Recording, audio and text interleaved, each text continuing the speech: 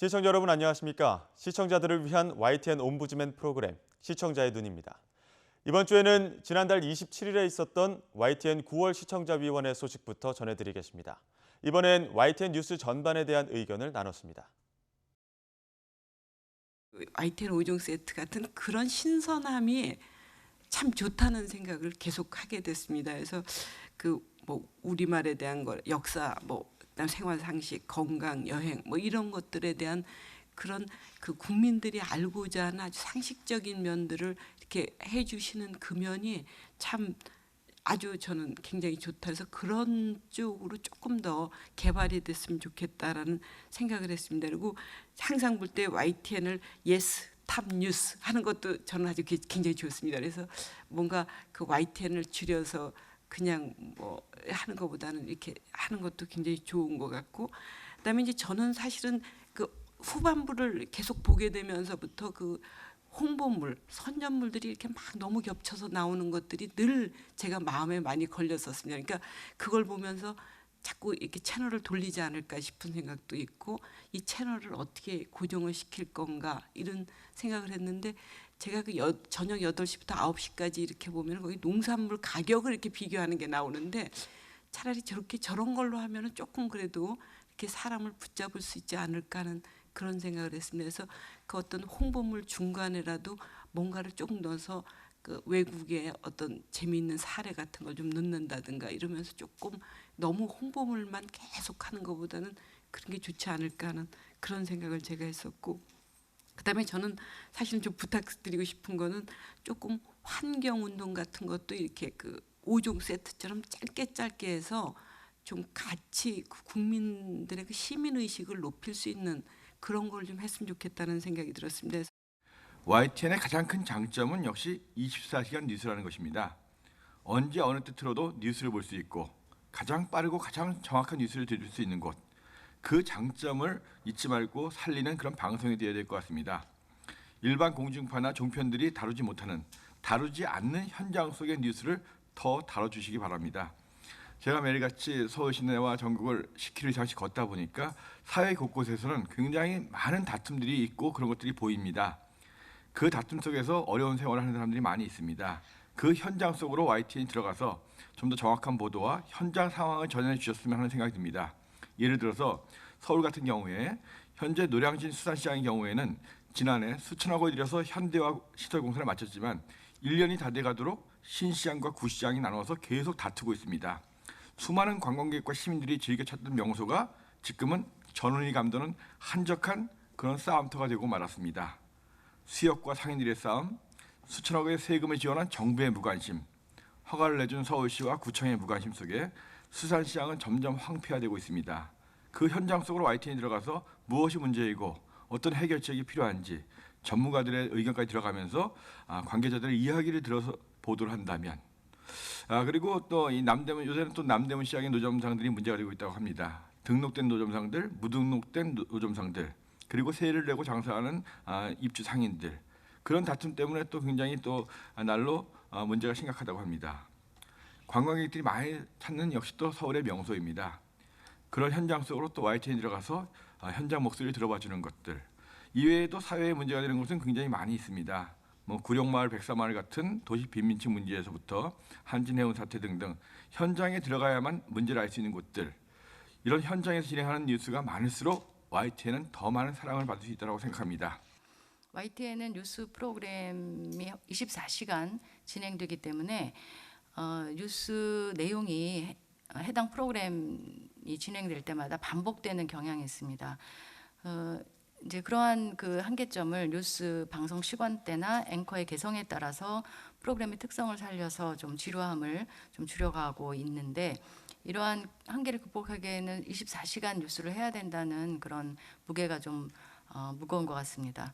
보도를 중점으로 하는 다른 채널들도 많이 있기 때문에 이 채널들과 차별화하기 위해서는 YTN이 가진 장점을 극대화시키는 동시에 몇 가지 개선점을 생각해 볼 수 있을 것입니다. 첫째는 기획 특집에 관한 장기적인 관점에서의 계획이 수립되어서 이를 시청자들이 알 수 있도록 연간, 월간별로 홍보할 필요성이 있다고 봅니다. 둘째는 뉴스가 방영되는 시간대별 주 시청자들에 대한 다각적 분석입니다. 특히 성별, 지역별, 연령별 그리고 최근에 많이 늘어나고 있는 외국인 시청자군, 재외동포 시청자들, 다양한 시청자들을 분석할 필요가 있습니다. 이를 위해서 빅데이터 분석 같은 것을 활용해 볼 필요가 있다고 봅니다. 주 시청자들의 특성에 따라서 앵커의 멘트나 편집 방향들이 달라져야 할 것으로 보입니다. 저는 YTN 그 날씨 프로그램을 굉장히 좋아하는데요. 다른 뉴스 프로그램에 비해서 YTN 날씨가 좀 그 시간대별로 뉴스 프로그램별로 굉장히 특성이 있는 것을 볼 수 있습니다. 이렇게 좀 YTN 하면 어떤 시청자들이 떠오를 수 있는 그런 특성을 좀 찾았으면 좋겠습니다. 특히 최근 이제 또 셋째 마지막으로 제가 말씀드리고 싶은 거는 최근 보도 방송에서 많이 등장하는 패널들이 이제 많이 등장하고 있는데 신선하고 신뢰성 있는 전문가 패널들을 좀 발굴할 필요성이 있을 것 같습니다. 이는 뉴스의 공정성과 전문성을 위해 반드시 필요합니다.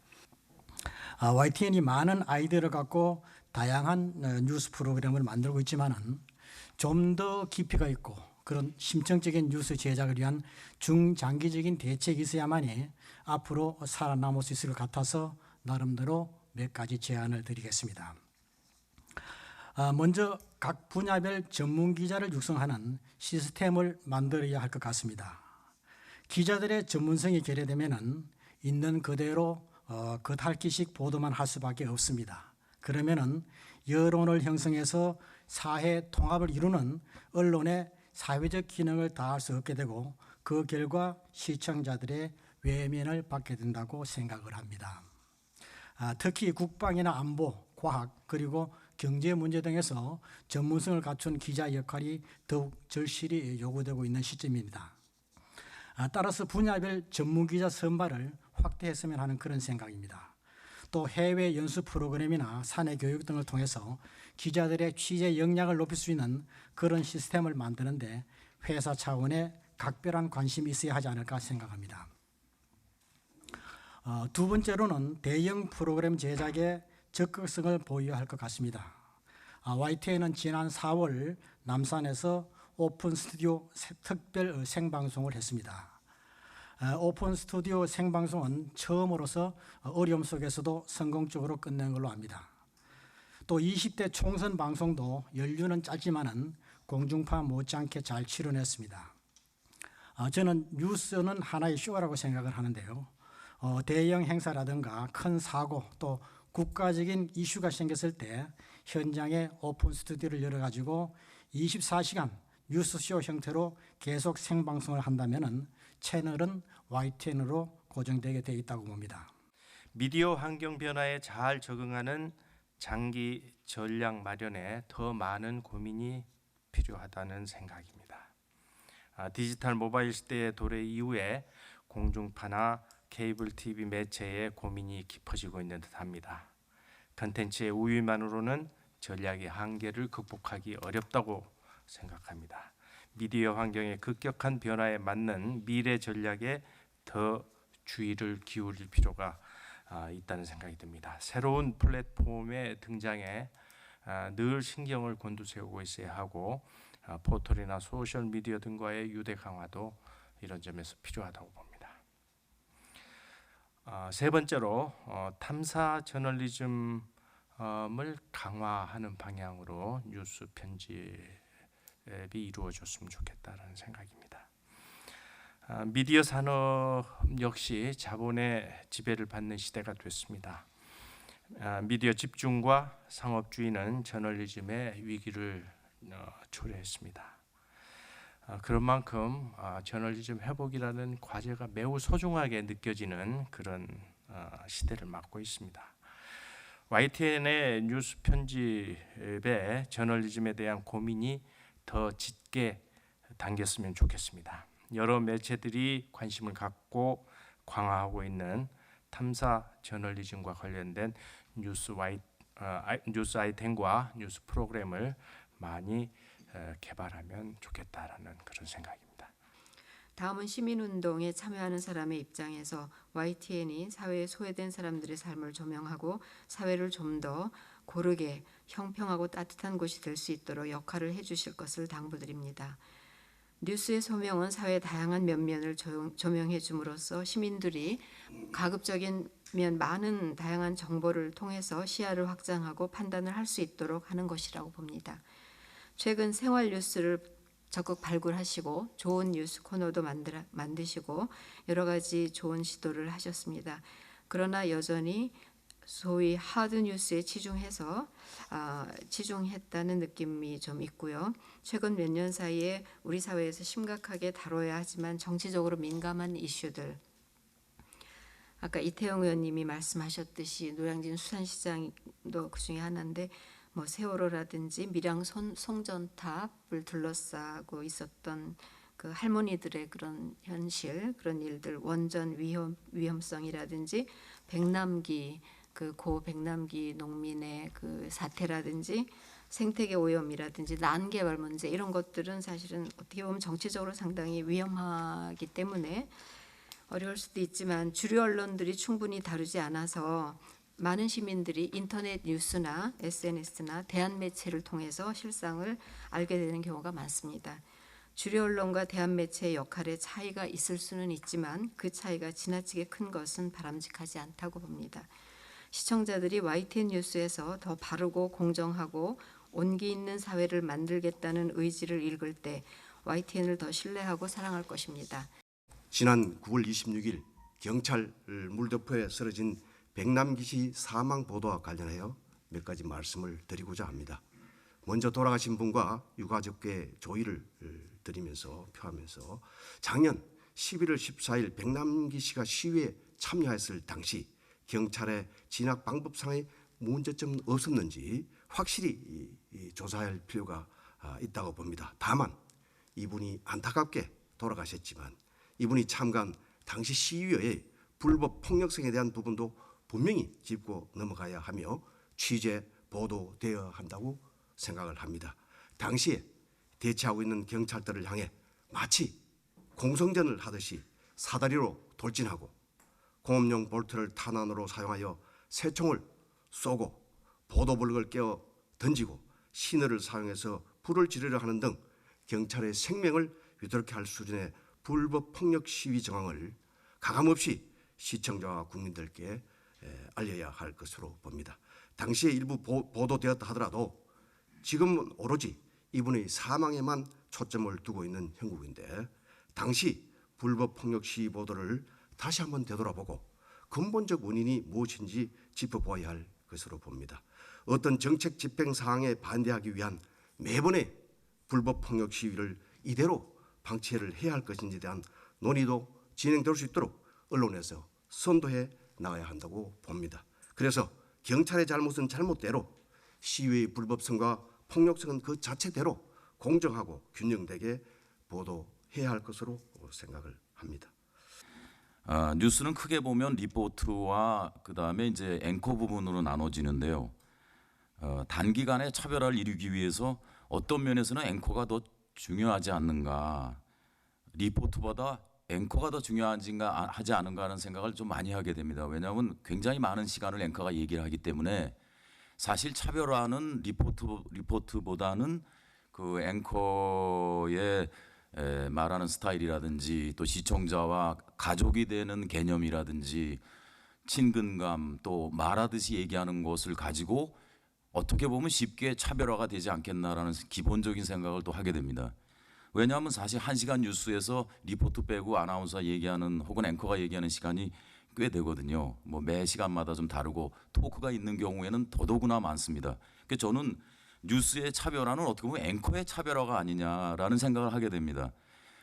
리포트 같은 경우는 기자가 너무 많기 때문에 그 많은 분들의 색깔도 있고 또 그걸 뭐 비슷하게 조정한다는 것 자체도 무리가 있는데 정말 훌륭한 앵커 한 분만 계시면 YTN 뉴스가 살 수 있지 않느냐라는 생각까지도 제가 하게 됩니다.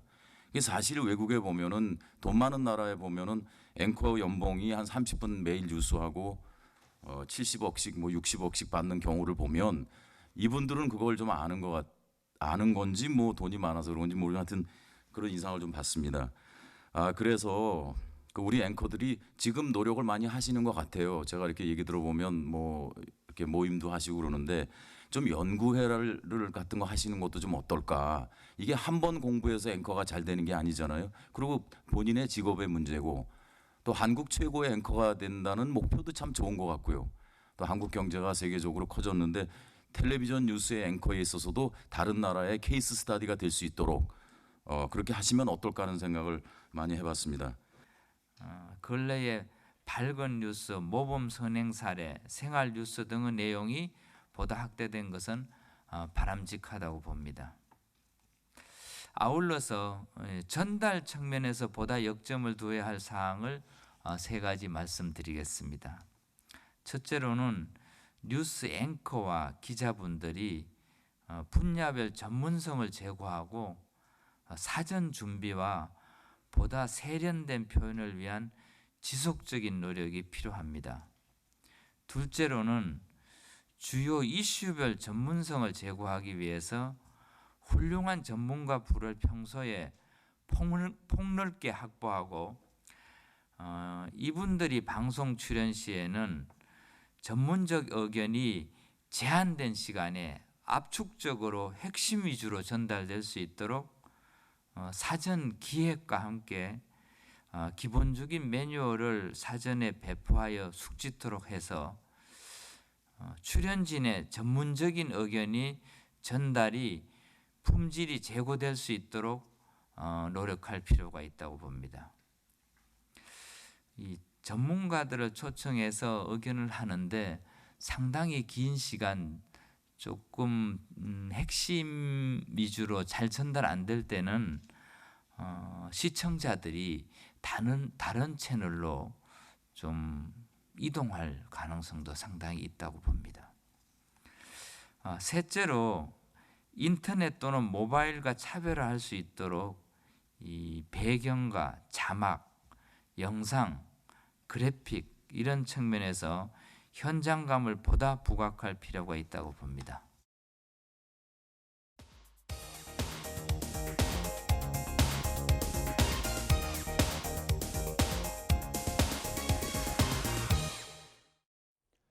지상파 DMB 채널인 YTN DMB 프로그램을 평가하는 내가 본 YTN 순서입니다. 이번 주엔 인사이드 과학관과 뉴스앤이슈에 대한 고두위 평가원의 의견을 들어보겠습니다. 시청자 여러분 안녕하세요. YTN DMB 시청자 평가원 고두희입니다. 뜨거웠던 여름이 가고 선선한 바람이 부는 가을이 성큼 다가왔습니다. 아직 낮에는 다소 더운 느낌이 있지만 아침 저녁으로 느껴지는 쌀쌀한 기운은 계절이 변화되고 있음을 느끼게 합니다. 시간에 따른 자연의 변화는 아주 자연스럽게 우리의 일상에 자리 잡고 있지만 예상치 못한 천재지변은 사회 질서를 한순간에 정지시켜 버리기도 합니다. 지난 경주에서 발생한 지진은 다시 한번 자연의 무서움을 깨닫게 해준 재난이라고 할 수 있는데요. 경주 지진 이후로 우리나라가 지진으로부터 안전한 나라가 아니라는 점이 재조명되었고 사회적으로 지진을 비롯한 천재지변에 미리 대비해야 하는 실질적인 정책들이 계속해서 등장하고 있습니다. 이처럼 지진으로 인한 사회적인 논란은 언제 발생할지 모르는 위험에 대비해야 한다는 점을 다시 한번 일깨워주고 있습니다. YTN DMB에서 방영하고 있는 인사이드 과학관은 전국의 130여 개의 과학관에서 다루고 있는 콘텐츠를 자세히 설명하는 프로그램입니다. 각 과학관은 서로 다른 특징을 가지고 과학과 관련된 내용을 다루고 있는데요. 지난 시간에 방송된 국립과천과학관은 최근 발생한 지진의 여파 등 일상 속에서 경험할 수 있는 자연의 변화를 다뤄 매우 흥미로웠습니다.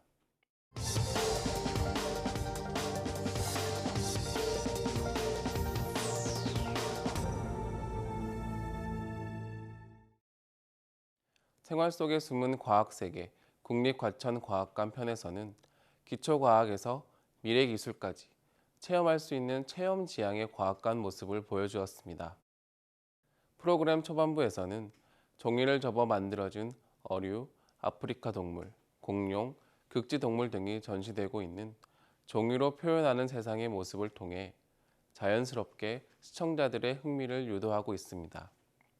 또한 과학관 관계자의 인터뷰를 통해 해당 과학관이 추구하는 과학 전시 영역, 교육 영역, 행사 영역의 구성이 잘 이루어지고 있다는 점을 전달했는데요. 이는 과학관이 가지고 있는 전문성을 뒷받침한 것으로 생각되어 좋았습니다.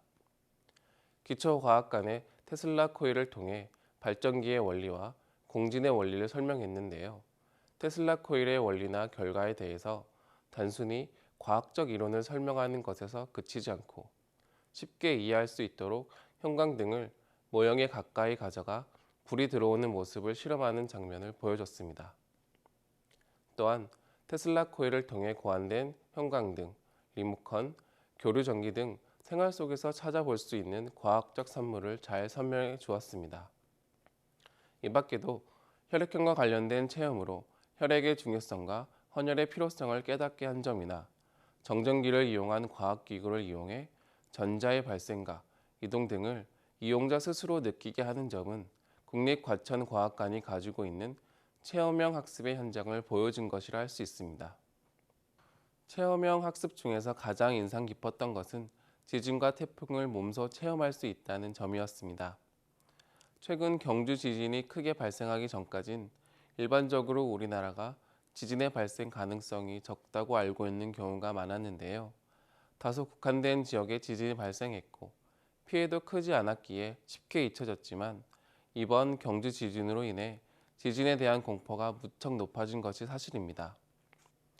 이러한 지진에 대한 공포는 지진에 대한 정보가 부족하기에 나타난 결과일 수도 있는데요. 그렇기에 지진에 대한 원리와 피해 정도를 어린 시절부터 이해하고 체험하는 경험이 꼭 필요하다고 생각합니다.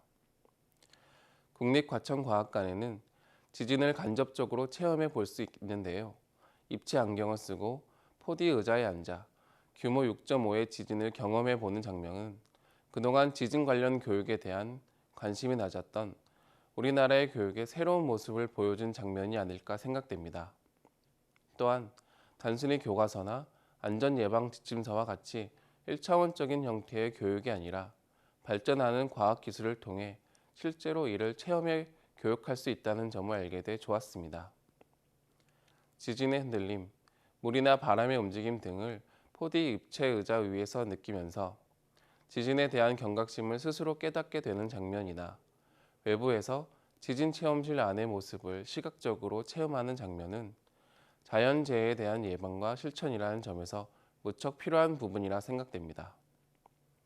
지진 이외에도 매년 여름이면 큰 재산 피해를 주고 수재민을 발생시키는 태풍의 위력을 직접 체험하는 장면도 교육적인 측면에서 좋은 내용이었습니다. 강한 바람에 맞서 우의를 입고 손잡이를 꼭 잡고 있게 하는 장면을 보여준 것도 안전이 중요하다는 점을 함께 전달한 것 같아 좋았습니다. 점차 재난과 재해가 증가하고 그 위력이 더욱 커지고 있는 만큼 관련 정보를 이해하고 예방하려는 노력이 중요해지고 있는데요. 인사이드 과학관은 실제로 운영되고 있는 체험형 과학관을 통해 다양한 영역에서 재난 재해와 관련된 체험형 교육의 필요성을 소개함으로써 좋은 역할을 했다고 생각됩니다.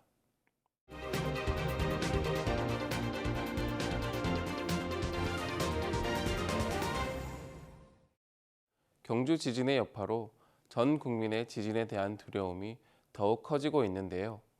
이웃나라 일본과 달리 지진에 대한 피해가 그동안 미약했던 만큼 한 번의 큰 지진이 막연한 불안감을 증식시키고 있습니다. 이러한 때에 언론의 역할은 어느 때보다도 중요한데요. 지진에 대한 전문가들의 견해나 분석 결과를 객관적으로 언론에 전달해 국민이 느끼는 불안감을 빨리 해소해야 할 필요가 있기 때문입니다. 이러한 관점에서 뉴스앤이슈에서 보도한 기상청의 지진 정밀 분석 결과는 적시에 꼭 필요한 뉴스였다고 생각됩니다. 규모 5.8 강진의 진앙지가 일부 수정됐으나 같은 양상 단층대라는 점은 변함이 없으며 지진의 진앙들이 남남서쪽으로 이동하고 있다는 점 등이 보도됐습니다. 규모 3에서 4의 여진이 앞으로도 수주에서 수개월간 발생할 수 있다는 내용도 함께 보도되었는데요. 이와 같은 자연재해를 보도하는 뉴스에서 가장 중요한 것은 앞으로도 유사한 피해가 발생할 수 있느냐는 부분일 것입니다. 이 부분에서 뉴스앤이슈는 시청자들이 원하는 내용을 간결하게 잘 전달한 것으로 보입니다.